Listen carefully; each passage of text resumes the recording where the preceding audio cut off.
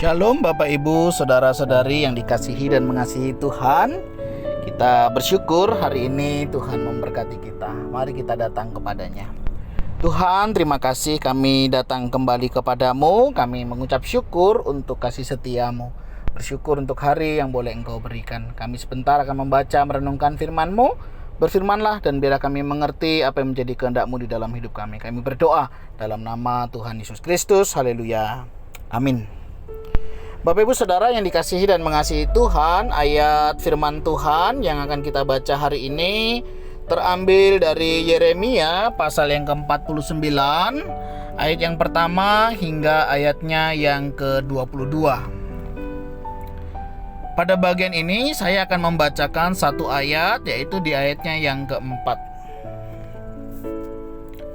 Betapa engkau memegahkan dirimu dengan lembahmu, hai putri yang congkak, yang percaya akan harta bendanya dan yang berkata, siapakah yang berani datang menyerang aku? Amin. Demikianlah firman Tuhan, mari kita merenungkannya. Bapak Ibu Saudara yang dikasihi dan mengasihi Tuhan, berbicara tentang kesombongan, pasti kita tidak suka dengan orang yang sombong. Betul? Ya, kita tentunya tidak menyenangi orang yang sombong. Tetapi tanpa sadar kita pun bisa juga jatuh di dalam kesombongan. Alkisah Saudara dikisahkan ada seekor burung gagak yang merasa dirinya paling baik di antara burung-burung di hutan belantara. Ia juga tidak mau disaingi oleh burung-burung yang lain. Padahal bulunya yang hitam sering menakutkan burung-burung yang lain. Lagi pula suaranya yang parau sering mengganggu ketenangan para penghuni hutan. Suatu hari seekor burung kutilang mendatangi burung gagak yang sedang bersedih. Burung kutilang itu berkata, "Hai gagak, mengapa kamu sedang sedih? Apakah kamu sedang ketakutan sama burung pipit?" Burung gagak tersenyum. Ia mulai menunjukkan kehebatannya. Ia tidak mau direndahkan oleh seekor burung kutilang. Ia mengibas-ibaskan sayapnya. Lantas dia berkata, "Di hutan ini saya yang paling berkuasa. Tidak mungkin saya takut sama burung sekecil itu. Kamu saja bisa saya telan hidup-hidup, apalagi burung pipit sekecil itu. Atau kamu mau sekarang juga saya menyergapmu?" Burung kutilang langsung menyingkir pergi. Ia tidak mau membuat burung gagak semakin emosi. Suatu hari lain ada seorang pemburu datang ke hutan.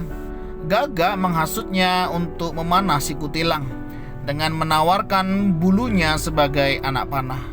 Namun, si pemburu berulang-ulang gagal memanah kutilang hingga bulu burung gagak itu habis. Karena kesal tidak mendapatkan hasil buruan, sebagai gantinya, pemburu menangkap gagak yang kini tidak dapat terbang karena bulunya sudah habis. Bapak Ibu Saudara, keangkuhan sering menjerumuskan orang ke dalam jurang kebinasaan. Kesombongan hanya mau menutupi kelemahan dan kekurangan di dalam diri. Akibatnya, kebinasaan justru yang mengancam kehidupan manusia.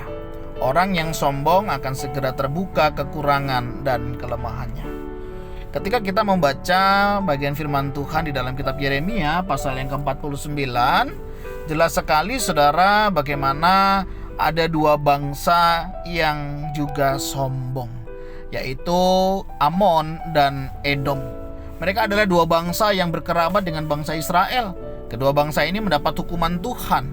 Terlihat bahwa mereka memiliki kesamaan yang menjadi dasar penghukuman Tuhan, yaitu keduanya sama-sama bangsa yang sombong. Amon sombong dengan segala kekayaan miliknya, dan Edom juga sombong karena dia merasa diri paling hebat. Bapak Ibu Saudara, ketika kita berbicara sombong, seringkali hal ini justru menjatuhkan kita. Dua bangsa ini akhirnya mendapatkan hukuman daripada Tuhan. Nah, apa yang bisa kita pelajari dari kisah berikut? Yang pertama, mari Saudara kita belajar untuk menyadari kalau hari ini kita bisa kita ada sebagaimana kita ada. Itu semua karena kasih dan kemurahan Tuhan. Tidak ada yang bisa kita sombongkan di dalam hidup ini, karena tidak ada sesuatu yang sebenarnya berasal dari diri kita. Semuanya berasal dari Tuhan. Ketika kita memiliki talenta, kemampuan, kecakapan, ingat saudara, ini semua berasal daripada Tuhan. Nah, ketika kita sudah menyadari ini, apa yang harus kita lakukan? Mari kita lakukan segala sesuatunya untuk hormat kemuliaan bagi nama Tuhan. Bukan justru menyombongkan bahwa kalau ini bisa karena saya, kalau itu semua bisa jadi karena kehebatan saya. Firman Tuhan hari ini mengingatkan saya dan saudara untuk kita belajar semakin rendah hati. Bahwasanya kalau hari ini Tuhan izinkan saya menduduki satu posisi, dipercayakan untuk mengerjakan sesuatu, itu semua karena kemurahan Tuhan, yang tentunya ada maksud dan rencana Tuhan, bagaimana kita boleh dipakai sebagai alat kemuliaan bagi nama Tuhan. Mari saudara, apapun yang hari ini kita miliki, apapun yang hari ini ada pada kita, ingat, itu semua hanya titipan daripada Tuhan, dan tidak ada satupun yang bisa kita sombongkan. Mari kita datang kepada Tuhan. Tuhan, terima kasih.